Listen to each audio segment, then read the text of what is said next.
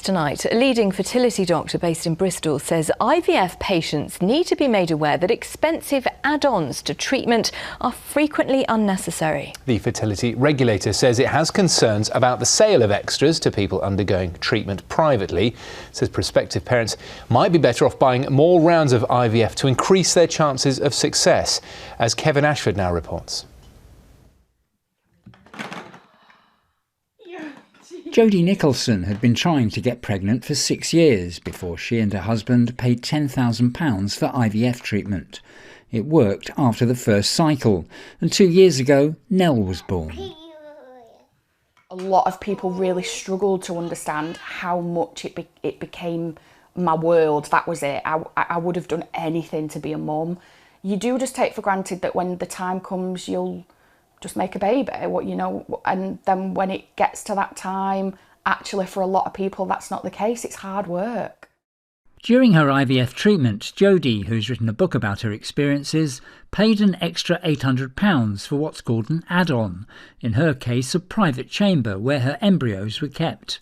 Add-ons cover a wide range of extra treatments, both surgical and non-surgical, and are known by terms such as embryo glue and assisted hatching.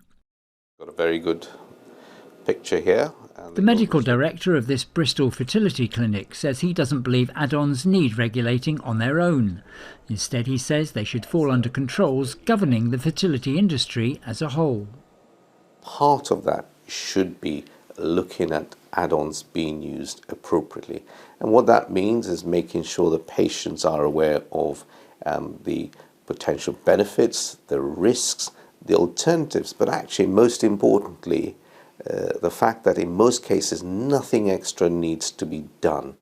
In a survey just released by the Human Fertility and Embryology Authority, 65% of IVF patients questioned said they'd used add-ons.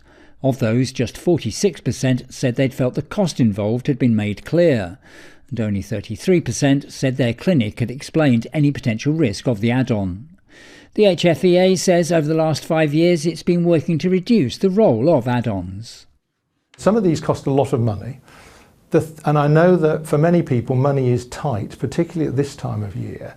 Is often your money will be better spent having more rounds of conventional, if you like, standard IVF than having fewer rounds of particularly expensive IVF with these additional add-on treatments. Laura Rose Thorogood runs an organisation that helps LGBTQ people who are looking to conceive. She says it can be a stressful time. People are coming to us, they're in a state of panic, they're worrying their time's going to run out, they've spent an exponential amount of money to get to this point, and they just really want a baby, they want to get pregnant. So they're willing to pay whatever it takes to do so they will go down the route of add-ons. What the clinics need to ensure is that they're giving the right information, using the appropriate language to ensure that people understand and appreciate the medical side of it. The HFEA has designed a traffic light system that rates add-ons for patients based on clinical research. The authority says it doesn't want to see an outright ban on add-ons, but stresses that patients should be given as much information about them as possible. Kevin Ashford, ITV News. Well, for more on this, we can now speak to Nikki Baker from the Advertising Standards Authority, who are monitoring fertility clinics, especially when it comes to this upselling. Nikki, thanks for joining us. Can you explain why there's a need for you guys to be involved in monitoring fertility treatment? Many people would think that's something for medical professionals. Well, the fertility sector is very tightly regulated, as you suggest, by the government in the UK, and many thousands of people have positive outcomes every year. But that said, in this country, we're not especially used to purchasing our own healthcare, particularly directly from providers. And IVF is an incredibly complex purchase to make, and it's very tricky to navigate as a consumer because there's so much scientific terminology that can be quite bamboozling. And also, the financial and emotional stakes are so incredibly high. It might well be the most important purchase of someone's life.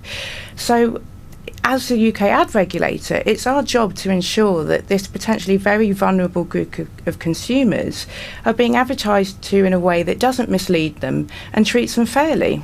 So what action are you taking to make sure that these fertility clinics are advertising their treatments in an appropriate way?